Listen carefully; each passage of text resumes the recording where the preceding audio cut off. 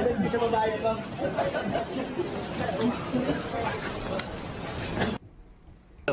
Kanan tayo ba? Kanan tayo ba? Dito tayo.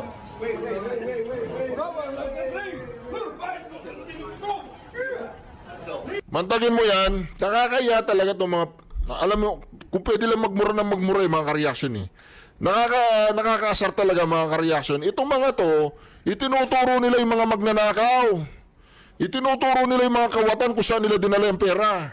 Itinuturo nila yung mga amo nila na mali-maleta ang kanilang mga pera, trak-trak, bilyon-bilyon. Ayan, sila po nakulong. Grabe po ang Pilipinas mga ka-reaction, nakukulong naman, nagsusumbong. Yung mga nagnakaw, nasa mansyon, masasarap ang buhay. Nandiyan sa Forbes Park, nandiyan sa, ano ba yan, yung mamahaling lugar dyan, sa may Malacanang.